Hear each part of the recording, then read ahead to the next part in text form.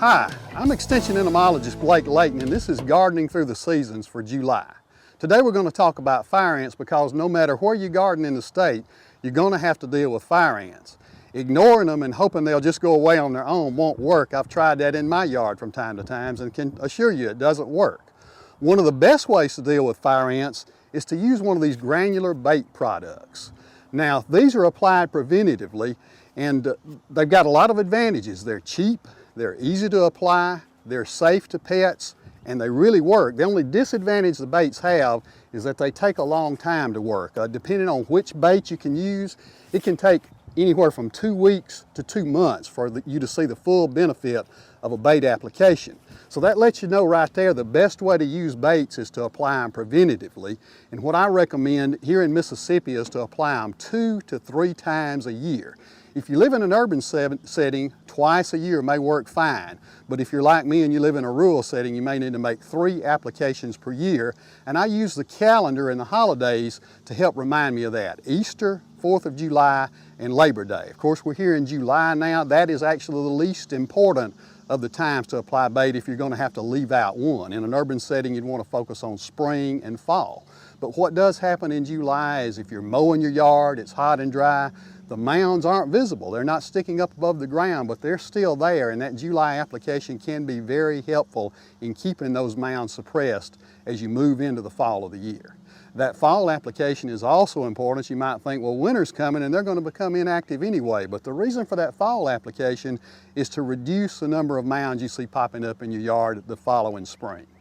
So in summary, the best way to use these fire ant baits is to apply them preventatively 2 to 3 times a year using the holidays, Easter, 4th of July, and Labor Day to help remind you that it's time for that bait application. Now the rate for these fire ant baits is very low, usually in the range of 1 to 1.5 pounds per acre, and that's not very much bait. So you don't want to put these in your fertilizer spreader and try to apply them that way. And you don't want to apply fire ant baits by just applying them to the tops of mounds you can see. Instead, use one of these handheld seeders. There are a couple of different brands out there, and what you want to do is set it on one of the lowest settings and then walk over your yard just spreading the bait.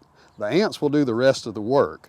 The foraging workers will collect the bait granules and then they'll carry them back to the mound and feed them to the older larvae, which will convert those bait granules into liquid that will then be spread through the colony. So this is one reason that you want fire ant baits to be formulated with very slow acting products. You don't want it to kill that fire ant worker as she's carrying that bait granule back to the colony. Now if you use those bait treatments preventively 2 or 3 times a year, you're going to get about 80 to 90% control. But that means you're still going to have some mounds that survive the bait treatment, and you're going to have to deal with those in some other way. And there are 2 basic ways of doing individual mound treatments. That's where the individual mound treatments become important. One way is to use these liquid drenches. Now these are going to be messy and time consuming to apply, so the method I prefer is to use one of these dry powders. And I recommend that most homeowners keep a can of one of these products on hand.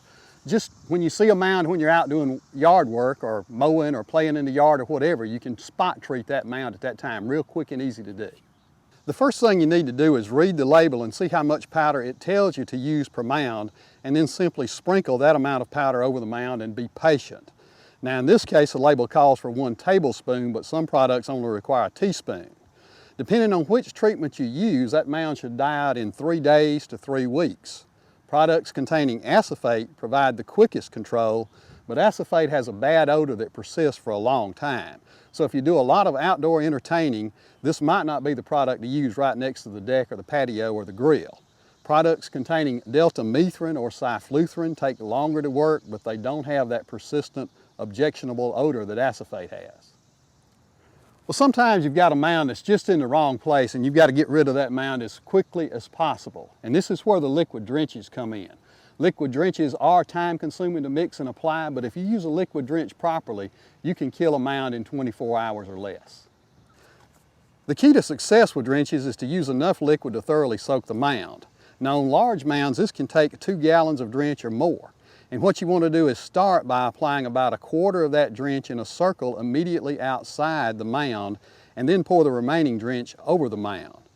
There are a lot of different insecticides out there that have directions on their label for how to apply them as a mound drench. I usually recommend products that contain either permethrin or carbaryl because these products are easy to find, they're quick, they give quick control, and they have a lot of other uses in and around the home landscape. Well, in summary, what you want to do is knock out fire ants using a 1-2 punch. What you want to do is use granular baits applied preventively as the foundation of your fire ant control program. Then keep a can of one of the dry mound treatments on hand to spot treat mounds that the bait treatments miss. Resort to the liquid drenches only for mounds that you need to kill immediately. Well, we've covered a lot of information in a short period of time, and you may want to review some of the details. The publication Control Fire Ants in Your Yard covers the information we covered today as well as gives some of the specific products. For even more detailed information on fire ant control, go to our fire ant website at www.msucares.com, and you'll even find information there on fire ant biology. Well, this has been Extension Entomologist Layton, and this has been Gardening Through the Seasons for July.